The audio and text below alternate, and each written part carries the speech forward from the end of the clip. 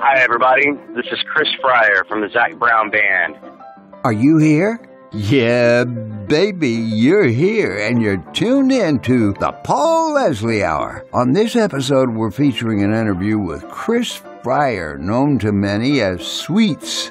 Chris Fryar formerly played with Oteil and the Peacemakers, but lately he's the drummer for the Zac Brown Band since 2008. In fact, you can catch Chris Fryar and all the Zac Brown Band when they take their Sun Goes Down 2024 tour on the road. They'll be performing with Kenny Chesney, Moroney, and of course, Uncle Kracker. Just go to ZacBrownBand.com and get all the details. Hey, we got lots of great interviews and reviews coming out. You want to stay up to date with those, don't you? Well, you're invited to subscribe to the YouTube channel and like the Paul Leslie Hour on Facebook. And we thank you. Hey, let's hear this quick, fast-paced interview with Chris Fryar of the Zac Brown Band. I think listening will make you glad you stopped by. Ladies and gentlemen, it is with great pleasure we welcome our special guest, Mr. Chris Fryar, drummer with the Zac Brown Band. Thanks so much for making the time to do an interview with us. Oh, it's my pleasure. Who is Chris Fryar? I'm just a simple guy. I play drums, all I've ever done. It's all I've ever aspired to do. I love to make great music. That's about it, really. You come from Birmingham, Alabama. So tell us a little bit about what life was like growing up and what kind of music you listened to. When I was growing up, I grew up in a small town just outside of Birmingham called Gardendale. And it was just your classic rural suburban area. Very small little town. It's really funny. When I was a little tiny kid, my mom basically used the TV set as the babysitting device, and I would watch Sesame Street and The Electric Company and Mr. Rogers' Neighborhood. You know, there's a lot of urban music in those shows, or there were at the time. I mean, there was a lot of jazz and funk influenced music going on. And, you know, my mom and dad, they listened to country and Western music. I have an older brother who listened to, you know, what is now considered, you know, classic rock. My older sister listened to all kinds of pop music, so whatever was popular on the radio, that's what she was really into. And by the time I got old enough to make my own choices about music, I've naturally gravitated towards jazz and funk, and I think a lot of that has to do with the fact that I was watching a lot of Sesame Street and Electric Company and Mr. Rogers' Neighborhood as a little tiny child. Interesting connection. Most people would never be able to draw that conclusion, but since you mentioned it, I can kind of understand it. I remember the first time I came home with a Miles Davis record. My mom looking at me with this strange look on her face. She's like, "Are you sure? You sure about that?" I'm like, "Oh yeah, Mom. This is going to be great. This is going to be awesome. It's Miles Davis." She had no idea who he was. Had no clue. She said, "Oh well, let's listen to it." You know, she was being a good parent and wanting to be very proactive in finding out what her kids are interested in. So I put it on. She goes, "There's no words to it." I was like, "I know, isn't it awesome?"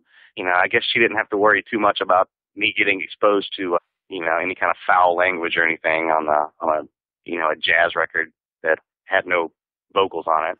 So she was cool with the Miles. All the listeners out there, they can check out this podcast called Under the Influence. There is an episode, it was on you, Chris Fryar. You sit there and talk with John Driscoll Hopkins of the Zac Brown Band about 12 recordings that are your biggest influences. That was a whole lot of fun to do. And to be perfectly honest, it was extremely difficult to narrow it down to just 12. I've been so deeply influenced by so much stuff. There were a lot of things I didn't get a chance to put in there. There wasn't enough time. It was a really, really wonderful show. It's a great insight into all of us in the band. John's taking the time to do every single one of us in the band, you know, find out what our musical influences are. You know, I've enjoyed listening to everyone else's interviews so far. You know, we're all getting a much greater understanding of each other and where each other is coming from by listening to these things. It is. It's a fantastic idea. If you could try to narrow it down to one artist as being your greatest influence, could you? Wow. One artist. That's going to be tough. I want to say, as far as like just songwriting and the way he structures his music, Sting would probably be the single greatest influence on me. Just, he's always got a really smoking band.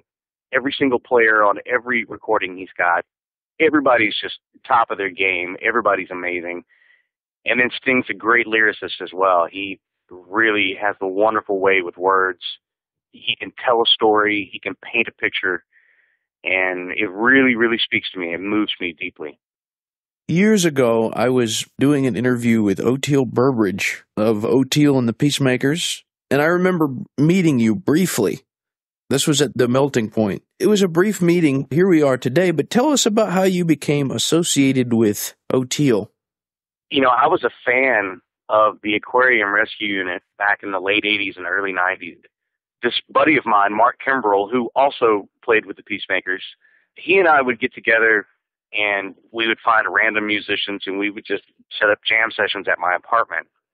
So it was not uncommon for Mark to call me up on a whim and just say, hey, I got this guy I'm going to bring over to your house. We're going to jam a little bit. Okay, great. Come on over. One day he calls me up and he said, hey man, I'm on my way over there. I got a bass player I want you to meet. And I said, yeah, sure. I hear this knock at my door a few minutes later and I open it up and it's Oteil. And he says, hi, I'm Oteil. I'm like, I know who you are. Why are you standing in my doorway? He just laughed and looks over my shoulder and goes, oh wow, you have a drum set. Cool. And just, walks in, sits down behind the drums and starts wearing them out. Mark comes walking around the corner. He's like, I got this kind of evil laugh on his face. And the three of us sat down and played for about, it was 3 or 4 hours straight where we just started playing. We didn't really think about it. We didn't talk about it. We just started playing stuff. And we found out really, really quickly that the three of us had this instant chemistry together.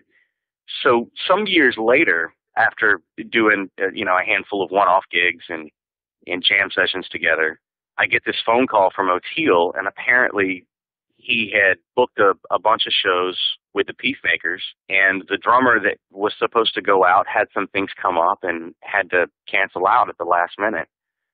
So Oteil calls me up and says, hey man, my drummer just bailed on me quite unexpectedly. I was wondering if perhaps you would be interested in coming out on the road with the Peacemakers.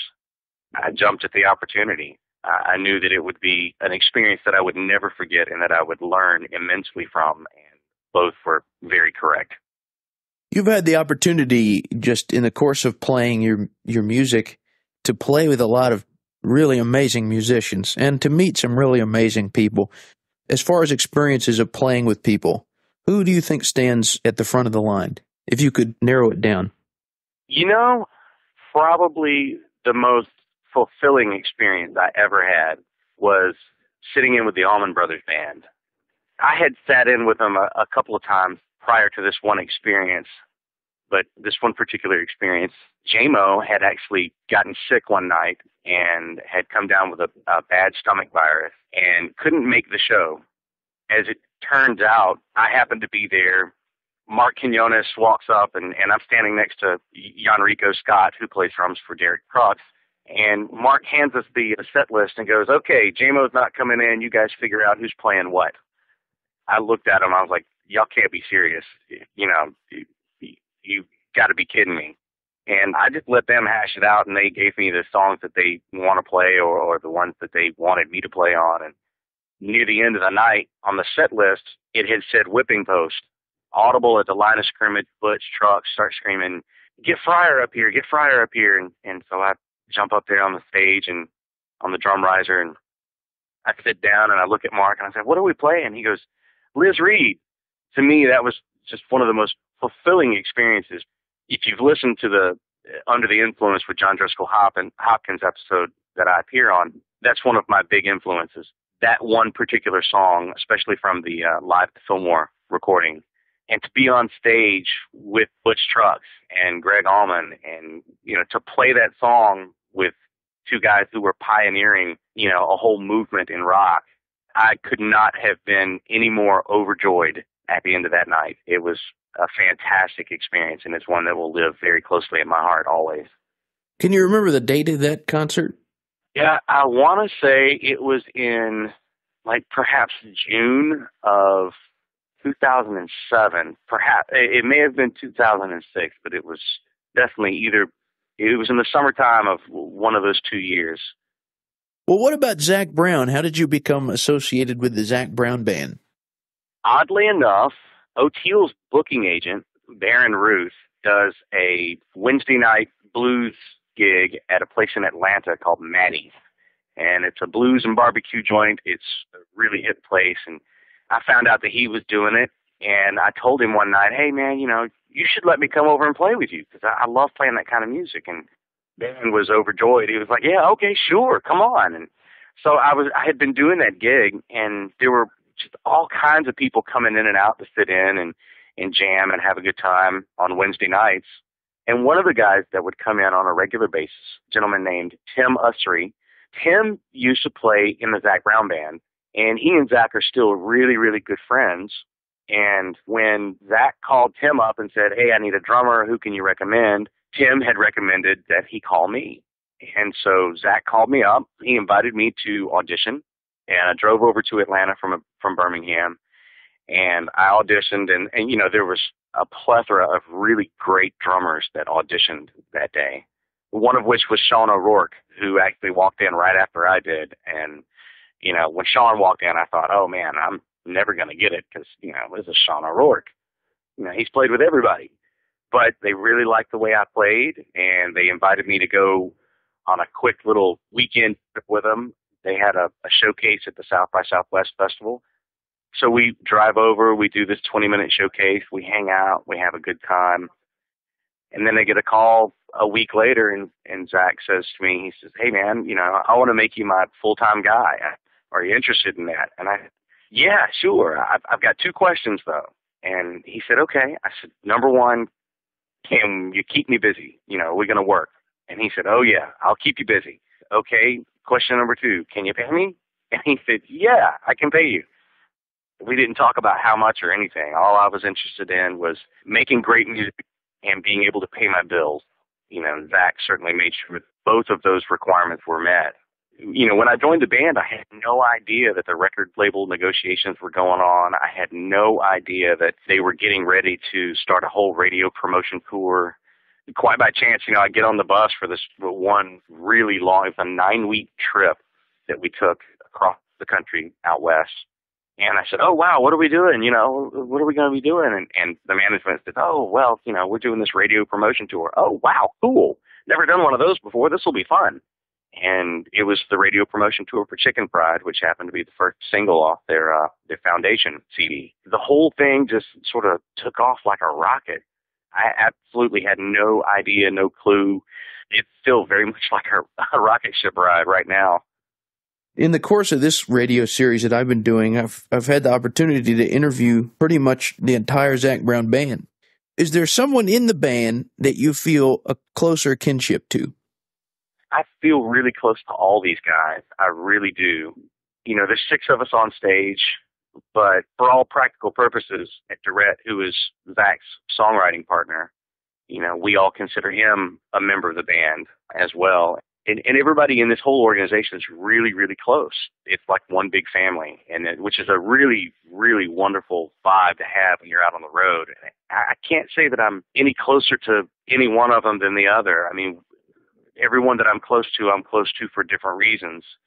John Driscoll Hopkins, who is our bass player, he and we go together great, musically speaking. He just lays it down, and he lays it down simply. He doesn't try to overdo it. He is a total slave to the song, which is a wonderful approach to have when you're doing the kind of music that we do. He and I, when we first played together, it was the two of us just hit it off. I mean, it was very much the same kind of instant chemistry that I had with Oteil. But with Oteil, it was much more on a highly technical level. With John, it's the direct opposite direction.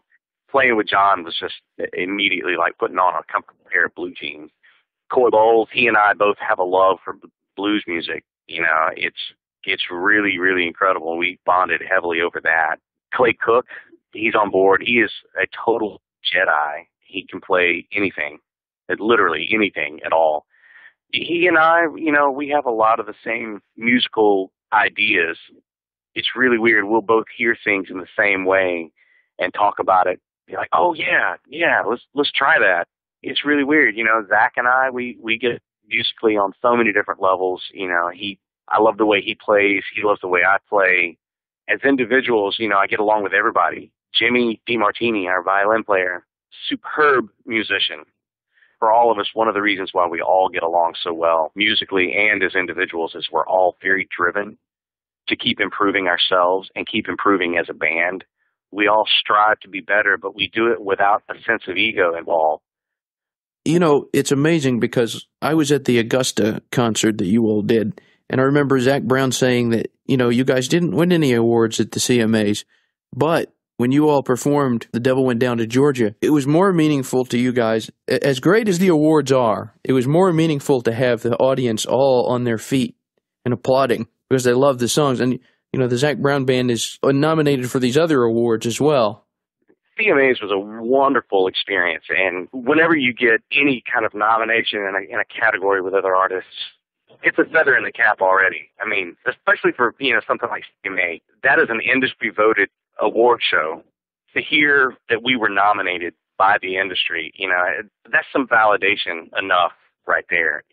To not win the awards, we were totally cool with that. It really sort of takes the pressure off, because now we don't feel like we have to win next year. You know what I mean? The biggest pleasure for us was being able to play on the show. That was a treat enough. But then the end of it, we look out, and not even before we got through playing the song, everybody in the whole room was standing up. It's kind of a little nerve-wracking, to look out and see Keith Urban and Nicole Kidman and then, Taylor Swift and then Reba McEntire, and they're all on the edge of their seats and their eyes are really, big as saucers. And we can tell that they're excited listening to us play, and that was a treat for us. And then to hear the roar of the crowd, the fans that were there, we felt like we won. In that instant, we felt, okay, wow, we win. We're done. We can go home and feel good about this. And the awards didn't really matter. The accolades in that regard are, they're nice. It validates us to a certain extent, but it's not what's important to us because we're a touring band. We want to play shows. We want to play in front of the people. We want to meet them. We want to sign everybody who buys a T-shirt. We make sure we sit around after the shows and sign autographs for anyone who's kind enough to purchase merchandise from us. Before the shows, we do things where we meet with people from the fan clubs. We have what we call an eat and greet. Rather than do a meet and greet where you just like stand in a line and you get your photo taken and that's it, we actually have a chef out on the road who prepares a dinner, and we sit down with these people from the fan club and we talk with them and we meet them all and we have a good meal with them because we're interested in that. We want to meet the fans. They're the people who are giving us our lives and music. They are the ones who reach into their pockets and they buy the CD, they purchase the downloads, they buy the ticket to come to the show. And without them, we couldn't do what we do. I mean, we'd still be doing it on a much smaller scale, but we can't do it the way we're doing it right now without them. So to us, while the awards are great, it means more to us to have thousands of fans in the seats every night lining up to get an autograph because they really just want to meet us and they really want to tell us that they enjoyed the show. That means more to us, being able to meet the fans who, give us our life and music. Very well put. Ladies and gentlemen, everyone out there can check out ZacBrownBand.com and also ChrisFryar.com. That's F-R-Y-A-R. I have two final questions for you. Okay. What is your all-time favorite meal? My all-time favorite meal? I have to say my all-time favorite meal is my mother's chicken and dumplings. Everybody's mother makes the best chicken and dumplings, but I think my mom has fine-tuned the recipe to exquisite greatness. Exquisite greatness. I like that. My final question for you, Mr. Chris Fryar of the Zac Brown Band. This broadcast goes out all over the world. So what would you like to say to all the people that are listening? Love one another. Zac Brown has a song that he wrote called Let It Go, and it's a very important message. You have to save your strength for the things you can change.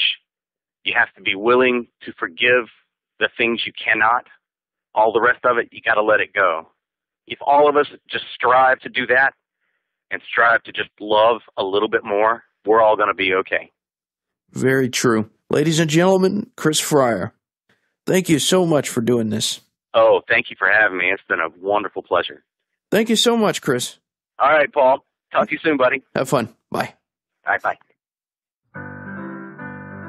We thank you and appreciate you dropping in for the Paul Leslie Hour today. You know, you can help the Paul Leslie Hour in our mission to provide independent media content like this by visiting www.thepaulleslie.com/support. We truly thank you. This is your announcer speaking. Performance of The Entertainer intro song and Corina outro song, courtesy of John Primorano. Well, that's it for today. So until next time, be safe and be good.